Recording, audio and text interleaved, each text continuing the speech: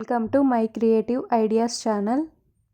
రక్షాబంధన్ అన్న చెల్లెళ్ళ మధ్య, అక్క తమ్ముళ్ళ మధ్య ఉండే అనురాగానికి గుర్తుగా జరుపుకునే ఈ రాఖీ పండుగని రాఖీ పూర్ణిమ లేదా శ్రావణ పూర్ణిమ లేదా జంధ్యాల పూర్ణిమ అని కూడా అంటారని మీకు తెలుసా? జంధ్యాన్ని ధరించే వాళ్ళు ఈ రోజునే పాతది వదిలి కొత్త దానిని ధరిస్తారు. అలాగే ఉపనయనం అయిన వాళ్ళు కూడా ఈ రోజునే గాయత్రి పూజ చేసి కొత్త యజ్ఞోపవీతాన్ని ధరించి పాతది తీసివేస్తారు. అందుకని ఈ రోజును జంధ్యాల పూర్ణిమ అని కూడా అంటారు. ఈ రాఖీ పండుగ పురాణాల కాలం నుండి వస్తుందని ఎంతమందికి తెలుసు? ఆ కథ ఏంటో తెలుసుకుందామా మరి? పూర్వం దేవతలకి రాక్షసులకి మధ్య చాలా కాలంగా యుద్ధం జరిగినప్పుడు అందులో ఓడిపోయిన దేవేంద్రుడు తన పరివారాన్నంతటిని తీసుకొని అమరావతికి తిరిగి వస్తాడు. భర్త నిస్సహాయతను చూసిన ఇంద్రాణి ఒక ఆలోచన చేస్తుంది. రాక్షసరాజు అమరావతిని ఆక్రమిస్తున్నాడని తెలుసుకొని భర్త దేవేంద్రుని ఉత్సాహపరిచేందుకు ఈ రోజునే పార్వతీ పరమేశ్వరులని, లక్ష్మీనారాయణులని పూజించి ఆ రక్షను దేవేంద్రుని చేతికి కడుతుంది. అది తెలుసుకున్న దేవతలందరూ కూడా పూజించిన రక్షలను తీసుకువచ్చి ఇంద్రునికి కట్టుతారు. యుద్ధంలో గెలిచిన ఇంద్రుడు తిరిగి త్రిలోక ఆధిపత్యాన్ని పొందుతాడు. సచీదేవి ప్రారంభించిన ఆ రక్షాబంధనం ఈనాటికి రాఖీ పండగగా మనందరం జరుపుకుంటున్నాము. రాఖీ అంటే రక్షణ. రక్షణ కోరుతూ సోదరునికి కట్టే బంధనం గురించి ఇతిహాసాల్లో కూడా ఉందని తెలుసా?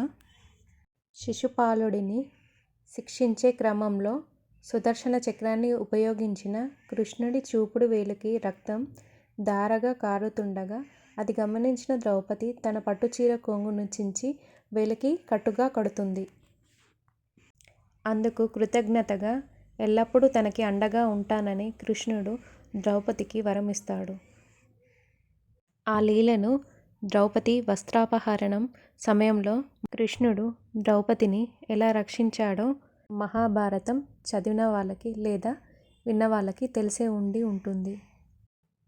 మహావిష్ణు అవతారంలో కూడా విష్ణుమూర్తి బలిచక్రవర్తి కోరిక మేరకు అతనితో పాటు పాతాళంలో ఉండిపోమని కోరగా శ్రీ మహాలక్ష్మీదేవి వెళ్ళి బలిచక్రవర్తికి రక్షాబంధనం కట్టి తన భర్తను తిరిగి వైకుంఠానికి తీసుకొని వెళుతుంది. అలెగ్జాండర్ భార్య కూడా పురుషోత్తముడికి రక్షాబంధనం కట్టిందని తెలుసా? ప్రపంచాన్ని జయించాలనే తపనతో ఉన్న గ్రీకు యువరాజు అయిన అలెగ్జాండర్ను పురుషోత్తముడి శత్రురాజు అయిన అంబి భారతదేశంపై దండెత్తాలని ఆహ్వానిస్తాడు. యుద్ధానికి సిద్ధమైన పురుషోత్తముడికి అలెగ్జాండర్ భార్య అయిన రోక్సానా తన అన్నలా భావించి రాఖీ కడుతుంది. తన భర్త అయిన అలెగ్జాండర్ను చంపవద్దని రోక్సానా పురుషోత్తముడిని కోరుతుంది. దీంతో పురుషోత్తముడు యుద్ధంలో గెలిచినా కూడా అలెగ్జాండర్ను చంపకుండా తన చెల్లెలికిచ్చిన మాట కొరకు విడిచిపెడతాడు. హయగ్రీవ అవతారం శ్రావణ పూర్ణిమతో ఉన్న సంబంధం ఏంటో తెలుసుకుందామా మరి? పూర్వం ఓసారి హయగ్రీవుడు అనే ఓ రాక్షసుడు ఉండేవాడు. ఆ రాక్షసుడు దేవుని గురించి విపరీతమైన కఠోర తపస్సు చేయసాగాడు. ఆ తపస్సుకు మెచ్చిన దేవి ప్రత్యక్షమై ఏం వరం కావాలో కోరుకోమని అడగసాగింది. హయగ్రీవుడు తనకు మరణం లేకుండా చూడమని దేవిని ప్రార్థిస్తాడు. దేవి అది సాధ్యపడదని చెప్పగా హయగ్రీవుడు తనకు హయగ్రీవం ఉన్న అతని చేతిలో మాత్రమే తనకు మరణం వచ్చేలా వరం అడుగుతాడు. దేవి ఆ రాక్షసునికి ఆ వరాన్ని అనుగ్రహంగా ప్రసాదించి మాయమవుతుంది. ఆ వరాన్ని ఆసరాగా చేసుకున్న హయగ్రీవుడు దేవతలందరినీ ఇబ్బంది పెట్టసాగాడు. ఈ విషయం తెలుసుకున్న శ్రీ మహావిష్ణువు ఆ రాక్షసునితో ఎంతగానో యుద్ధం చేసినాను ఫలితం లేకుండా పోయింది. అలసటకు గురి అయిన శ్రీ మహావిష్ణువు ధనస్సుకి బాణాన్ని సంధించి ఉంచి దాని అగ్రభాగాన నిద్రపోతాడు. అలా నిద్రించిన శ్రీ మహావిష్ణువును ఎలా మేల్కొల్పాలో తెలియని దేవతలందరూ పరమేశ్వరుణ్ణి ఆశ్రయిస్తారు. అప్పుడా పరమశివుడు వమ్రి అనే ఒక కీటకాన్ని పంపి ధనుస్సుకున్న తాడుని కొరకమని చెప్తారు. అలా చేయడం వల్ల ధనుస్సుకున్న తాడు వదులై విల్లు కదిలి మహావిష్ణువు మేలుకుంటారని వారి ఉపాయం.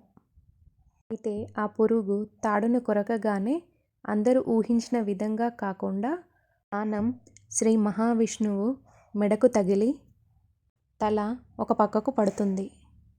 దేవతలందరూ ఎంతగానో వెతికినానూ ఆ తల కనిపించదు. అది గమనించిన బ్రహ్మదేవుడు దేవుని గురించి తీవ్రమైన తపస్సు చేస్తాడు. అప్పుడు ఆమె ప్రత్యక్షమై ఒక గుర్రం తలను తీసుకొచ్చి అతికించమని చెబుతుంది. అప్పుడు వారు అలాగే చేస్తారు. హయగ్రీవం అతికించిన విష్ణుమూర్తి శ్రావణ పూర్ణిమ రోజే లేచి హయగ్రీవుణ్ణి అంతమొందిస్తాడు. రాఖీ పూర్ణిమకి ఉన్న ప్రత్యేకత తెలుసుకున్నారు కదా.